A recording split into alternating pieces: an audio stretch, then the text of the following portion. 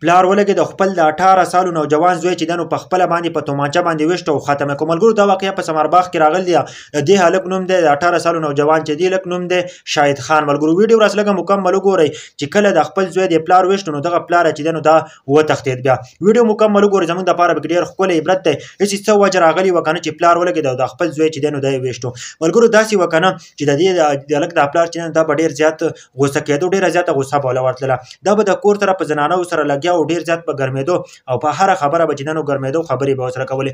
او دې چې 18 ساله نوجوان چې و د شاهد خان دا به راته و د خپلې پلار ته به ویل چې دا خبرې مه کوه، دا خو کور دی په دې کې هر قسمه خبرې راځي او ته په دې وړو وړو خبرو باندې جنګ هم مه کوه او ته غوسه کېږه مه، دا کار به زه وکړمه.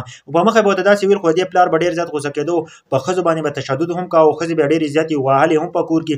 ځکه یو ځل داسې شوه د سهار ټیم دی په پیپ کې څه مسله راله نو د شاهد خان پلار چې دی نو دا ډېر زیات غوسه و، د ښځو ته ډېر زیات غوسه و، په دې ښځو باندې راباندې کړل، سم فساد یې پرې وکړو.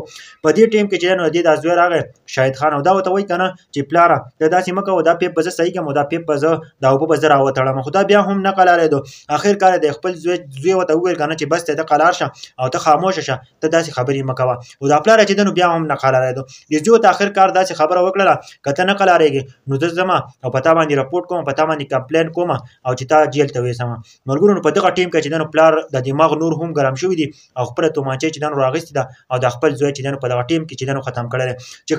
چې کله خپل دا زوی ویشته نو په دغه ټیم کې د کور نه وتښتېدم. چې کله د کور نه وتښتېد دغه زوی چې دی نو هېڅ څوک هم نه چې دی هسپتال ته وړی وی او دی چې دی نو د دغه نه ساه وخوت او د دنیا نه لاړ. د ویډیو مطلب او مقصد صرف دا دی ملګرو، دا واقعیا په سمرباغ کې راغلي وه که نه. د ویډیو مطلب مقصد دا دی که نه په کورونو کې په وړو وړو خبرو باندې جنګ جګړې نه وي پکار. بله خبره دا ده که نه چې چېرته تاسو په کور کې اسلحه مه پرېږدئ. داسې قسمه خلک چې کله په کور کې اوسېږي که نه ګرم وي چې غوسه کېږي ډېر زر، نو کله چې یو انسان ډېر زر غوسه کېږي نو هغه وروسته بیا په کومه کار چې کړی وي په هغه باندې خفه وي. کوشش کوئ که نه چې اسلحې چې دي نو دا په کورونو کې مه پرېږدئ. د دې وجې نه ډېرې غټې واقعې راځي او ډېرې زیاتې غټې قصې راځي. نو ویډیو د ټولو پښتنو سره شیر کړئ. زموږ مقصد دا دی چې اسلحې هم مه پرېږدئ، په وړوکو خبرو په کورونو کې جګړې هم مه کوئ. د دې نه هېڅ هم نه جوړېږي ملګرو. که چېرته یو انسان غوسه ډېره زیاته کوي نو تاسو ورته ډېر زیات ناکام کوئ او پکار چې تاسو هم دغه ته ناکام کوئ، ځکه چې یو انسان غوسه کېږي هغه د خپل اختیاره نه وي، آوټ اف کنټرول کېږي. چې کله انسان له غوسه ورشي نو تاسو هم احتیاط کوئ او دا ویډیو ورسره شیر کړئ. زموږ پیج ورسره فالو کړئ.